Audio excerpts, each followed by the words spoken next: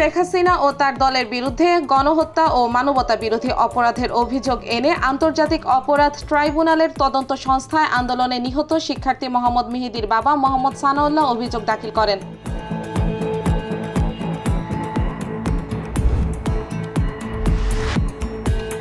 স্বরাষ্ট্র মন্ত্রণালয় ও আইন মন্ত্রণালয় সিদ্ধান্ত নিলে শেখ হাসিনাকে দেশে ফেরত পাঠাতে ভারতকে অনুরোধ করবে বাংলাদেশ। বার্তা সংস্থা রয়টার্সকে দেওয়া এক সাক্ষাৎকারে অন্তর্বর্তী সরকারের পররাষ্ট্র উপদেষ্টা এম তৌহিদ হোসেন বলেন, শেখ হাসিনার বিরুদ্ধে অনেক মামলা। তিনি আরও বলেন, এটা ভারত সরকারের জন্য বিব্রতকর পরিস্থিতি তৈরি করেছে।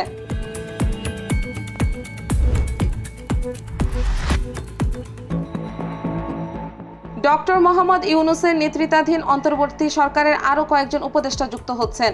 এর মধ্যে প্রধান উপদেষ্টার বিশেষ সহকারী আলী ইমাম মজুমদারকে উপদেষ্টা করা হচ্ছে। এছাড়া অর্থনীতিবিদ ওয়াহিদ উদ্দিন মাহমুদ ও সাবেক সচিব মোহাম্মদ ফাইজুল কবির খান উপদেষ্টা হিসেবে অন্তর্বর্তীকালীন সরকারে যোগ দিচ্ছেন।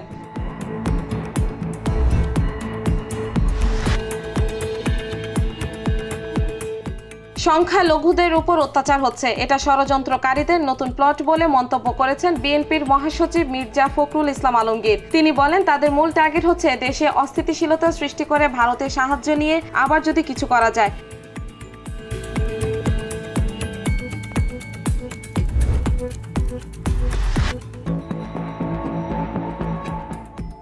ধানমন্ডির ৩২ নম্বর সড়কে বঙ্গবন্ধু শেখ মুজিবুর রহমান স্মৃতি জাদুঘরের আশেপাশের এলাকায় অনেক মানুষ লাঠি, বাঁশ, পাইপ নিয়ে অবস্থান করছেন। আওয়ামী লীগ ও দলটির সহযোগীরা ১৫ আগস্টে পাল্টা অভ্যুত্থানের চেষ্টা করতে পারেন, এমন দাবি বৈষম্য বিরোধী ছাত্র আন্দোলনের।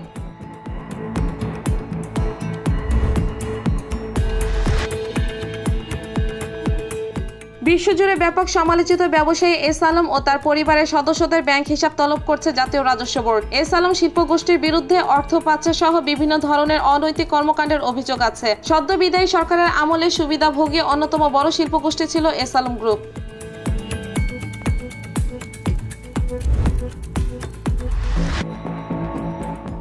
ভারতের প্রধানমন্ত্রী নরেন্দ্র মোদী বাংলাদেশে শান্তি ফিরে আসবে বলে আশা প্রকাশ করে বলছেন, বাংলাদেশের পরিস্থিতি দ্রুত স্বাভাবিক হয়ে আসবে। ভারতের মানুষ চায় বাংলাদেশে হিন্দু সম্প্রদায়ের মানুষ ও সংখ্যালঘুরা নিরাপদ থাকুক। একই সঙ্গে তিনি বলেন, তার দেশ সবসময় প্রতিবেশী দেশের অগ্রগতি ও উন্নয়নে সমর্থন দিয়ে যাবে।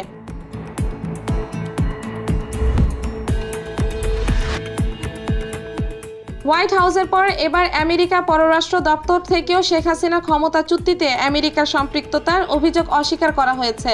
আমেরিকার পররাষ্ট্র দপ্তরের উপপ্রধান মুখপাত্র বেদান্ত প্যাটেল বলেন, এটা খুবই হাস্যকর। শেখ হাসিনার পদত্যাগে আমেরিকার জড়িত থাকার যে কোনো ধরনের অভিযোগই সম্পূর্ণ মিথ্যা।